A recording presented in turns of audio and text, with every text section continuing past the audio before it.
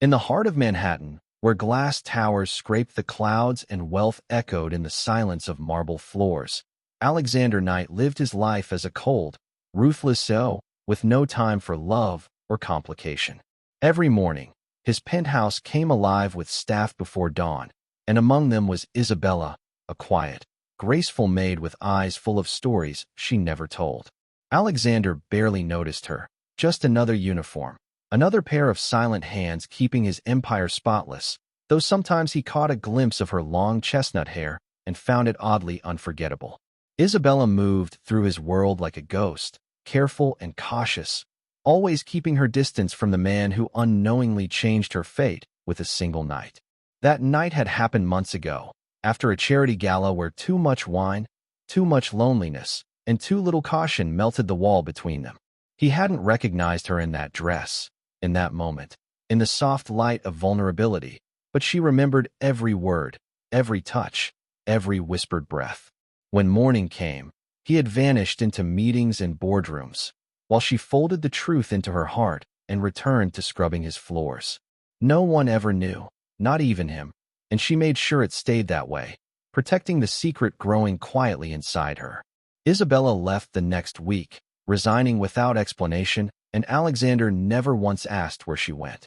But now, 9 months later, she was coming back, not with anger, not with revenge, but with a letter that would shake the foundation of everything he thought he knew. Isabella had spent the last 9 months tucked away in a small coastal town, far from the polished glass and cruel pace of Alexander's world, building a quiet life for herself and the child she now carried. Each day, she felt the baby grow stronger inside her, a reminder of that night of tangled passion and unanswered questions, and each night she wrote letters to Alexander that she never sent. She still remembered how his voice sounded in the dark, how different he was when the suit and power melted away, how human he had become in that one fleeting moment. Sometimes she wondered if he'd care, if he'd feel anything at all, if he knew the truth, but she never found the courage to test the theory. Isabella worked at a local bakery, rented a small one-bedroom apartment, and walked to the pier every evening, clutching her belly and dreaming of a future without fear. But as her due date crept closer, the weight of silence began to crush her, and she realized her child deserved more than mystery and lies. She didn't want money or a name, only the right to give her baby the truth. So one morning, with shaking hands and a heart full of fire, she wrote the final version of the letter and boarded the train back to the city. She didn't know what she'd say or what he'd do, only that the truth had waited long enough. Inside her bag, the letter rested like a storm contained, and outside the train window, the skyline of Manhattan began to rise again like a forgotten ghost. She had no plan, no expectations, only courage, her unborn child, and a secret that could rewrite the lives of them all. Alexander sat behind his desk like a king guarding a fortress, his tie loosened and his patience thin as usual, barking orders into his headset while scrolling through spreadsheets. His assistant entered with trembling hands and cautious steps, handing over a piece of mail that looked oddly personal. Handwritten, no return address, sealed with careful tape. He barely noticed it at first, tossing it aside like all the rest, until hours later, something about the handwriting caught his eye. He opened the letter slowly, distracted, expecting some fan mail or a complaint, but the words inside pulled the ground out from under him. "You don't remember me," it began, "but I remember everything." It went on to describe a night he couldn't forget yet never truly remembered, a night at the gala, a moment in his penthouse, a connection he never tried to understand. His fingers tightened around the paper as the truth unfurled like smoke. She had been his maid, and she was carrying his child.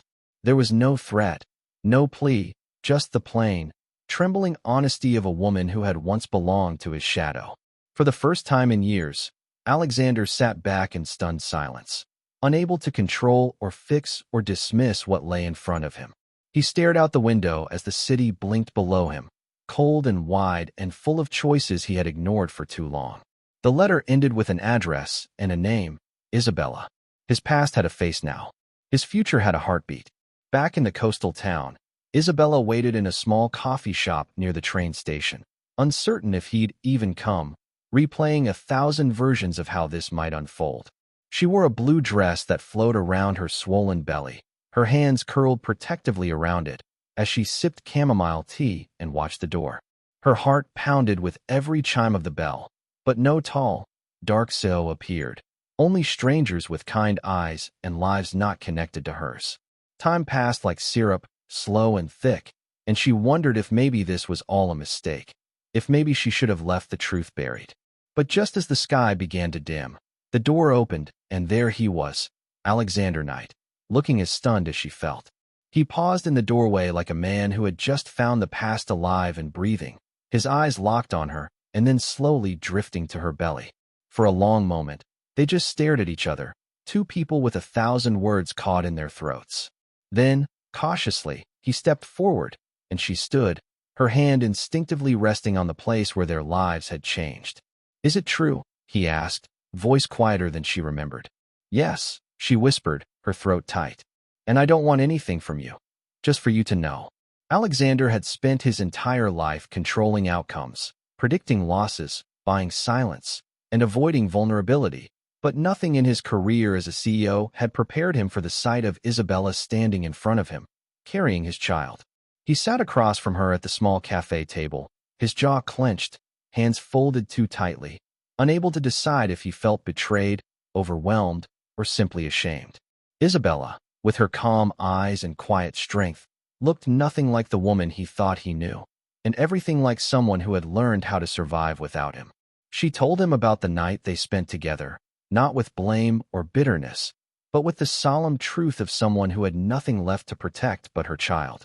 Alexander listened in silence, trying to reconstruct memories blurred by time, alcohol, and his own indifference, haunted by the possibility that he had broken something he never understood. He apologized, not just for disappearing, but for never seeing her at all, and she nodded, not out of forgiveness but acceptance. For a moment, the world shrank around them, two people sitting in the ashes of a single decision, wondering what came next. Isabella reached into her purse and handed him a copy of the sonogram, the tiny outline of a child that carried both of them in its veins. He held it like it might shatter, speechless for the first time in years, the gravity of it crushing his pride and peeling back his carefully crafted armor. She said she would leave again if he wanted, but that she owed the baby the truth, and then she stood, ready to disappear all over again.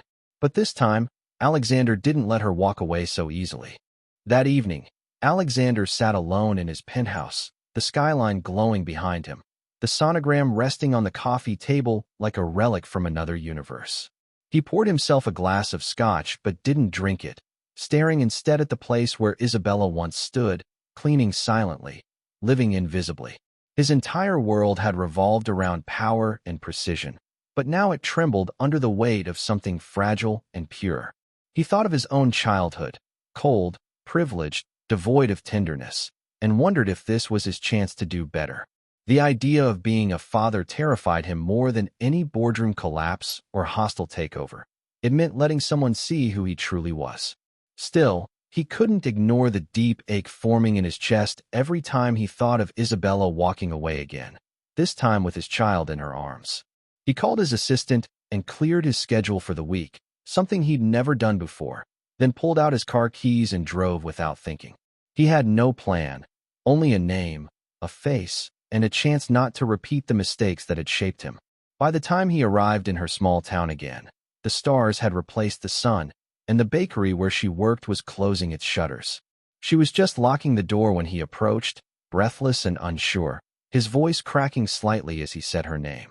She turned, startled, but not unkind, and after a long pause, she said, "What are you doing here, Alexander?" And for once, he didn't have a scripted answer. Only the raw, trembling truth that maybe, just maybe, he wanted to be part of something real.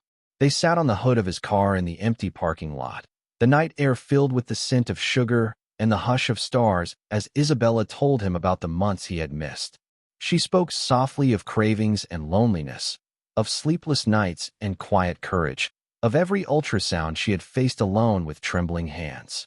Alexander listened without interruption, each word slicing through him with the guilt of absence, the regret of not having been there. the realization that fatherhood wasn't just biology, it was presence. He reached out hesitantly and placed his hand over hers, surprised when she didn't pull away, though her fingers remained still. She told him about the baby's kicks, about the name she'd been considering, Liam, if it was a boy, or Elise, if it was a girl, and how she had imagined what it might have been like if he had known. He closed his eyes, struggling to reconcile the ruthless man he had become with the father he wanted to be. "I can't fix the past," he said, his voice low, "but I want to be part of the future." Isabella turned her face toward his, studying the sincerity in his eyes, and finally nodded, not because she trusted him yet, but because something in her heart whispered that this man, despite everything, was trying. They sat there until the cold crept into their bones, and for the first time, silence between them felt like peace, not distance. Over the next few weeks, Alexander returned to the small town every weekend, slowly weaving himself into Isabella's life with patience and humility. He brought groceries without asking, attended doctor appointments with quiet awe, and even painted the nursery walls in her apartment. Walls that had once been bare and gray now shimmered in soft pastel tones. The townspeople were shocked to see the infamous CEO walking through the local market with paint on his jeans and a baby book tucked under his arm, but he didn't care. Isabella remained cautious, watching him like someone who had been burned before, but gradually her walls began to lower, brick by slow brick. He never pushed, never demanded, just showed up consistently, surprising both her and himself. One afternoon, while helping her assemble a crib, he looked at her with quiet reverence and asked if she wanted him in the delivery room. She stared at him, heart racing, and then said yes, because something in the way he held the tiny screwdriver, as if it were sacred, made her believe he might stay this time. They began to laugh more, not often, but honestly, and sometimes she caught herself imagining what it would be like to wake up next to him, not as a maid, not as a secret, but as something more. He noticed the change in her, and it filled him with a warmth he hadn't known he was missing. On the eve of her due date, a storm rolled in from the ocean, drenching the town in wind and thunder, as if the sky itself was preparing for a dramatic arrival. Isabella paced the living room, bags packed, nerves fraying with each contraction, while Alexander sat on the floor beside her, timing everything with a shaky hand and determined calm. When her water broke, he didn't panic, just lifted her gently into his car and sped through the storm like a man with nothing left to lose. In the hospital, he stayed by her side every second, holding her hand through every scream, whispering encouragement with red-rimmed eyes and a cracked voice. Hours passed like lifetimes, but finally, the cries of a newborn filled the room, echoing like a promise through the sterile walls. They had a son, Liam, and as Alexander cradled the tiny, wriggling life in his arms, everything he once thought important crumbled beneath the weight of this new love. Isabella watched him with tears in her eyes, not from pain but from awe, because the man who once walked past her without a glance now held her child, as if he were holding the world. In that moment, something unspoken passed between them, a bridge built not of apologies, but of shared beginnings. And when Alexander kissed Liam's forehead, and then Isabella's hand, she knew things could never go back to what they were. Back in Manhattan, Alexander made changes no one expected. He stepped back from his company, appointed a co-CEO, and moved to a quieter home closer to Isabella and Liam. The tabloids went wild, speculating about his mystery woman and sudden transformation, but he ignored them all, focused only on late-night feedings, diaper changes, and learning lullabies from scratch. Isabella, still cautious but hopeful, allowed him into her daily rhythm, sharing responsibilities, stories, and eventually, smiles that turned into laughter. Their connection grew slowly, nurtured by late-night talks, co-parenting struggles, and the quiet joy of watching their son grow. One morning, she found him asleep on the couch, Liam on his chest, and something broke open inside her, the kind of feeling that didn't ask for permission, only recognition. She kissed his forehead and whispered thank you, not for money or help, but for staying, for choosing to be more than a mistake. He woke, startled, then smiled in that rare, unguarded way that made her heart stumble. Outside, the sun rose on a new chapter neither of them had planned, but both were ready to write. Together, life settled into a strange, beautiful rhythm for Alexander, Isabella, and baby Liam, who now filled every corner of their world with soft cries, sweet laughter, and sleepless nights full of meaning. Alexander was no longer the untouchable CEO with a stone heart and perfect posture, but a man learning how to burp a baby, wash bottles at midnight, and read parenting blogs with a frown on his face. Isabella watched him transform, not overnight, but inch by inch, from a man defined by power to one defined by presence, and it melted something in her that she never thought could soften again. They weren't a couple, not yet, but there was a warmth between them now, something that shimmered in the way he brought her coffee without asking or kissed Liam's toes just to make him giggle. Still, there were questions they hadn't answered, old wounds they hadn't touched, and moments where fear crept in like a shadow behind the light. Isabella sometimes wondered if this fragile peace was temporary, a fairy tale with a clock ticking in the background, waiting to end. Alexander noticed her pulling away sometimes, the way her eyes drifted into the past, and it made him ache because he didn't know how to promise forever when he had never even believed in it before. He started bringing flowers, not the expensive kind, but wild ones from the road, and she kept them, drying them between pages of books she used to read before Liam. Slowly, something unspoken began to grow, like roots under their feet, fragile but real, and neither of them dared to name it. Not yet.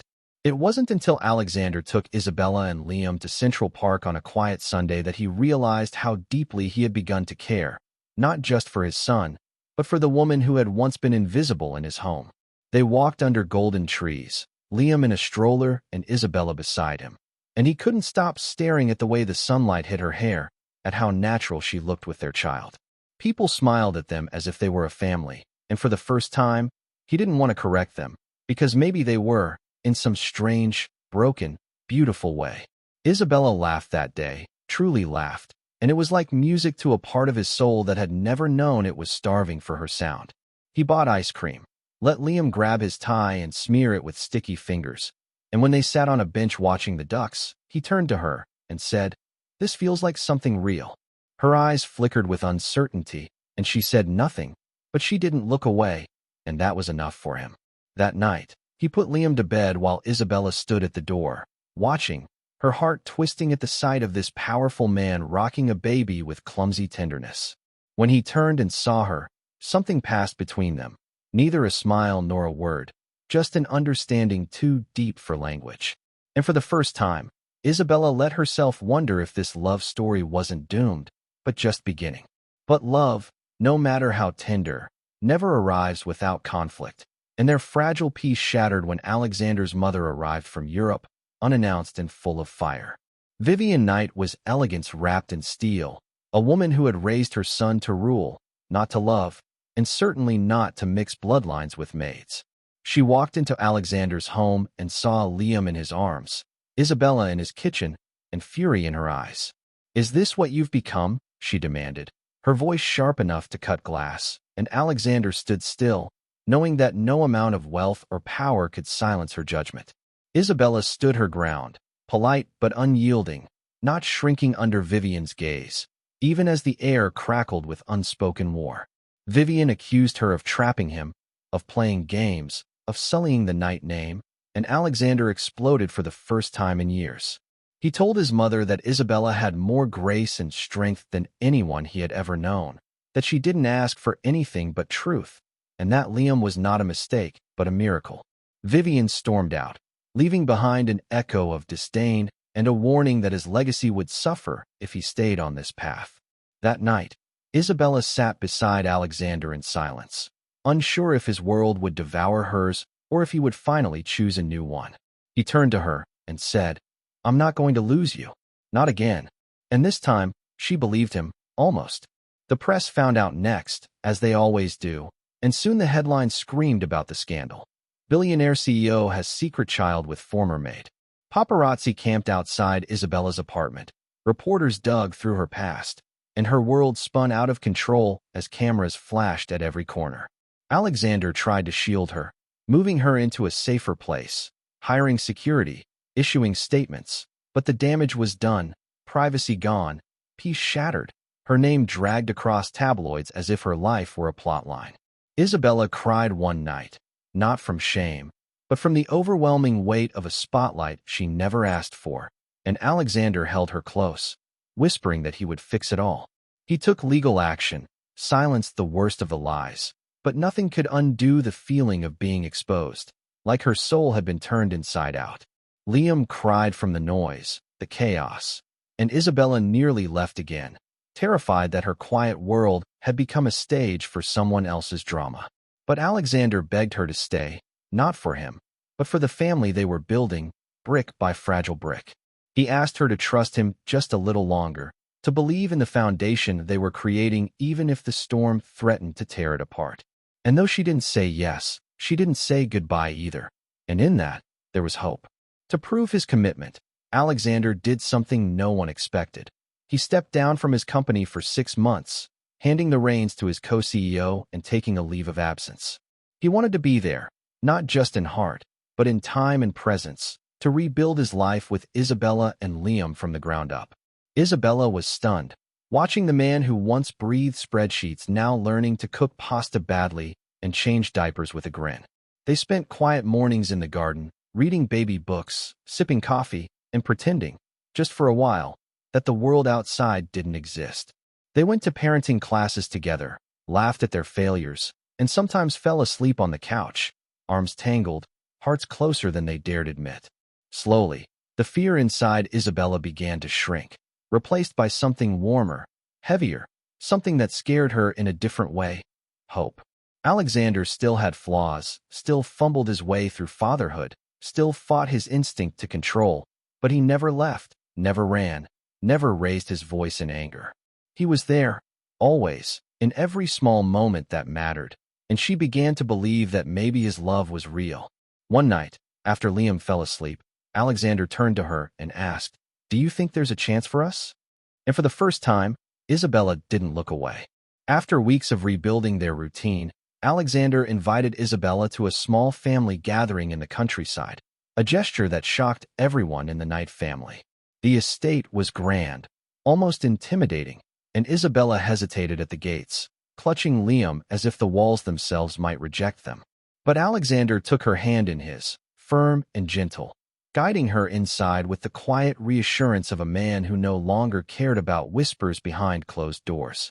His siblings were curious but kind, and to Isabella's surprise, they treated her with cautious respect, watching the way Alexander looked at her, not with guilt, but with pride.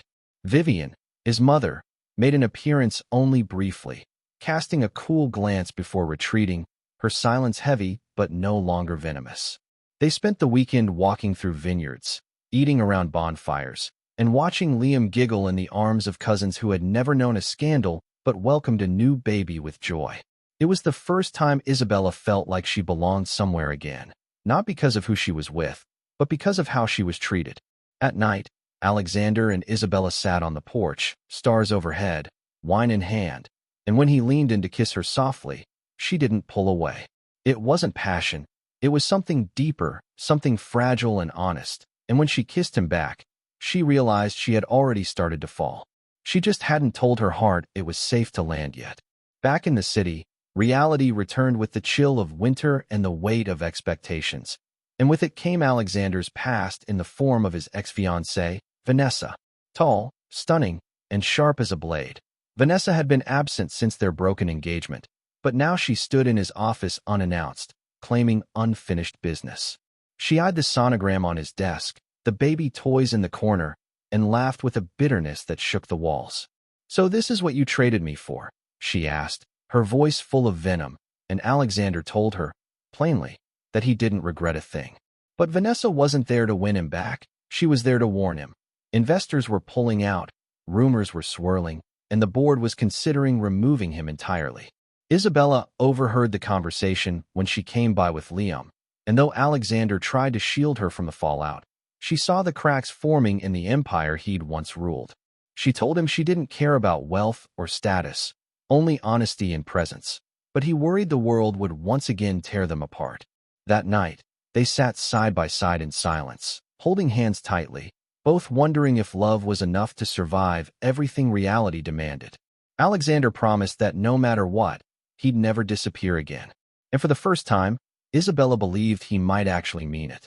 With the company teetering and public pressure mounting, Alexander was offered a buyout, walk away with his legacy intact, or stay and risk losing everything.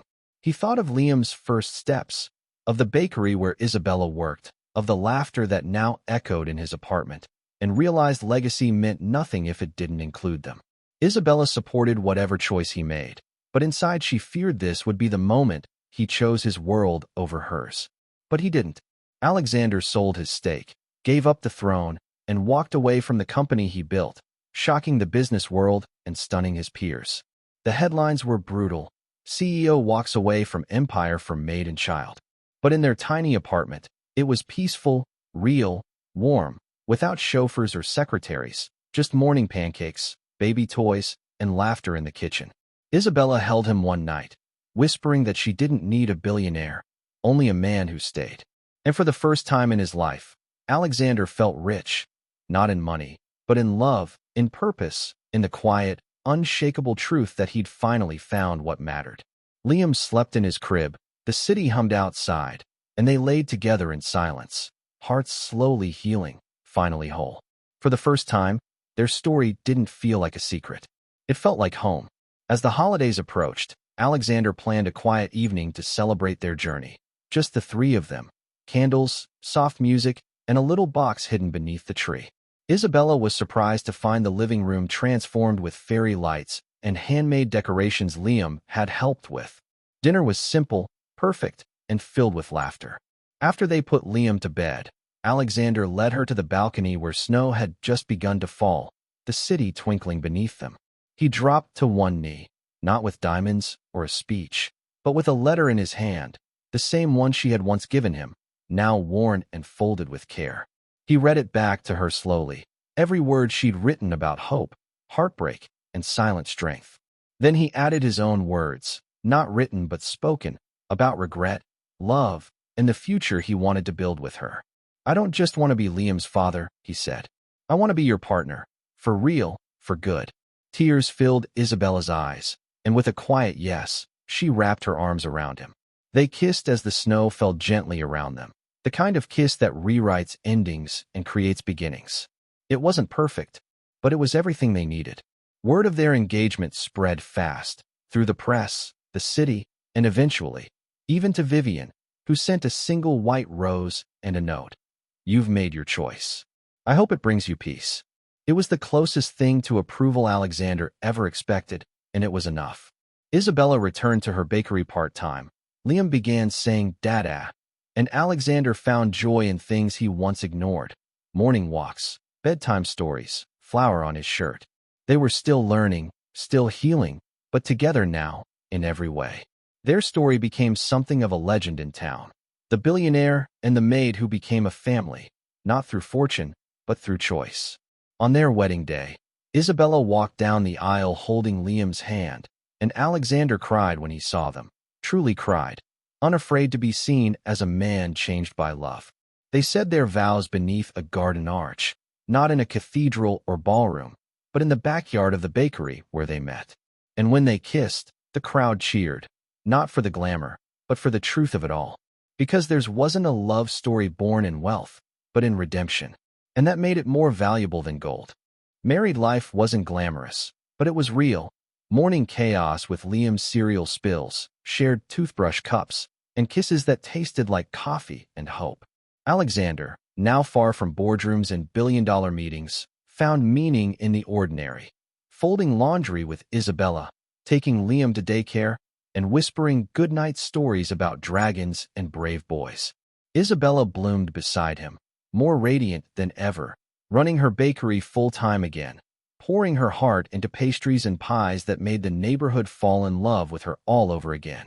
They had small arguments about bedtime routines, flour in the sink, whose turn it was to take out the trash, but always ended them with hugs and quiet "I'm sorrys." Their love wasn't the explosive kind, but the steady, unwavering kind that stays when things get boring or tough or both. Alexander sometimes stared at his old suits still hanging in the closet and felt nothing but gratitude that he'd left that world behind. When Liam fell and scraped his knee, it was Alexander who kissed it better, who carried him to bed whispering, "You're brave, just like your mom." And Isabella watched him every time, heart full, knowing that she hadn't just forgiven a man, she had built a life with one. This wasn't her dream once, but now it was her reality. And it was better than any fairy tale. One morning, Isabella woke with a strange feeling, tired, dizzy, lightheaded in a way she hadn't been since Liam was just a heartbeat inside her. She brushed it off until the bakery's frosting began to smell too sweet, and her back began to ache in that familiar, frightening way. A visit to the doctor confirmed it. She was pregnant again. The news was both terrifying and beautiful, a reminder of how far they had come, and she wasn't sure how to tell Alexander, afraid of what the weight of another child might mean for the delicate peace they'd built. But when she finally did, blurting it out between bites of dinner, Alexander dropped his fork, stood up, and held her like he'd won the lottery. "Another chance to do it right from the start," he whispered, and Isabella's heart melted. Liam clapped excitedly, not fully understanding, but happy to see his parents laughing and crying at the same time. That night, they lay in bed, hands over her stomach, whispering dreams about the future, names, colors, nursery songs. Alexander promised her this time would be different, not because they were perfect, but because they were together. And Isabella knew he meant it. Every word. As the pregnancy progressed, so did their connection, not only as lovers, but as partners, best friends, parents, and builders of a new kind of legacy. Alexander volunteered at Liam's school, surprising teachers who didn't expect the former CEO to show up with snacks and tiny chairs. Isabella hired 2 assistants at the bakery, preparing for maternity leave, and the shop thrived under her gentle leadership and warm smile. Together, they attended birthing classes again, this time holding hands with laughter instead of uncertainty, already knowing what it meant to bring life into the world. But as joy grew in their home, so did pressure from the outside. Old investors wanted Alexander back, offering more power, more money, more everything. He was tempted, not because of greed, but because he wanted to provide even more for his growing family. But Isabella reminded him that what Liam needed wasn't wealth. It was presence, patience, and pancakes on Saturdays. And so Alexander declined, firmly, clearly, knowing that his family was his empire now. The decision brought peace to their hearts and confirmed that love, not status, was their foundation. They celebrated quietly, just the 3 of them, with chocolate cake and a new crib. And it was perfect. When their daughter was born, a tiny miracle with dark curls and bright eyes, they named her Hope, because that's what she brought back into their lives. Hope arrived on a rainy spring night, quickly and quietly, wrapped in softness and light, her cry like music in the sterile hospital room. Alexander cried again, holding her for the first time, whispering, "I'll never let you down." Isabella smiled through tears, remembering the woman she once was, the maid, the secret, the letter, and marveling at the life she now held in her arms. Liam was fascinated, calling her his baby and insisting on helping with bottles and lullabies. Their apartment felt small now, but it was bursting with love, diapers, and sleepless nights that didn't feel so exhausting this time. They took turns rocking her, singing old songs, and laughing at the mess of it all. And when the world outside felt loud or harsh, they closed the windows and stayed wrapped in the quiet sanctuary of each other. Love had returned to them, not loud or demanding, but patient and steady, just like the home they built together. And in the stillness of those early days, Isabella knew, they had become a family in every possible way. Years passed in quiet, golden waves, and Alexander and Isabella's love only deepened with time. The bakery expanded to 2 more locations, each one reflecting Isabella's warmth and resilience, and Alexander, once a titan of industry, now served coffee to customers who didn't even recognize him. He wore an apron, not a suit, and he loved it. Liam grew into a curious, kind boy, protective of his sister and proud of his mom, always telling his friends, "My dad used to be a CEO, but now he's a real superhero." Hope started preschool with a giggle and a sparkle, already bold and brave in a way that reminded them both of the road they'd walked. They still had moments of struggle. Money wasn't endless, and time was always scarce, but they faced it all together, never turning on each other, only toward. Every year on their anniversary, they returned to the bakery where it all began, locking the doors early to dance in the kitchen with flour on their clothes and memories in the air. Their love didn't fade. It matured, softened, rooted itself so deeply that no storm could shake it. And when strangers asked Isabella if she believed in destiny, she would smile and say, "Only if it's stubborn and messy and patient like ours." Because it was. They weren't perfect. No couple is. But their imperfections became the very glue that held them together. Sometimes Isabella snapped from exhaustion. Sometimes Alexander forgot things. Sometimes they both felt stretched too thin. But they always circled back to each other, apologized sincerely, and never let the silence linger too long. They held on to rituals, Sunday pancakes, rooftop stargazing, handwritten notes tucked into lunchboxes, and in those simple acts, their love stayed alive. Their children grew, their hair grayed, and still, they danced barefoot in the kitchen when their favorite song played. They became the couple others admired, not because of what they had, but because of how they loved, consistently, patiently, fiercely. Isabella often wondered how her life might have turned out if she had stayed hidden, kept her secret, or let fear write her story. But every time she looked at Alexander holding their daughter, she knew she had chosen right. And in every breath they shared, there was gratitude. For pain, for healing, for the second chance they gave each other, and for the life they never expected but couldn't imagine living without. On their 10th wedding anniversary, Alexander threw a surprise party at the bakery, decorating it with photos from their entire journey, from the first ultrasound to the bakery's grand openings to quiet family picnics in the park. Isabella walked in and gasped, her eyes wide with wonder, as friends and family cheered, and the scent of vanilla and cinnamon filled the room. Vivian was there too, older now, gentler, holding Hope's hand and smiling in a way that didn't need words. Alexander took the mic and gave a toast, not to their past, but to the woman who taught him how to love without fear. "She changed my life with one letter," he said, voice shaking. "And she gave me everything after." Isabella wiped her eyes as the room erupted in applause, and Liam, now almost a teenager, hugged them both and whispered, "You guys are my heroes." They danced to their wedding song, slow and swaying, hearts beating as one. And when the music faded, all that remained was the soft sound of laughter, love, and life continuing. Years later, long after the bakery had become a family legacy and Liam had gone off to college, Alexander and Isabella sat on their front porch watching the sunset once again.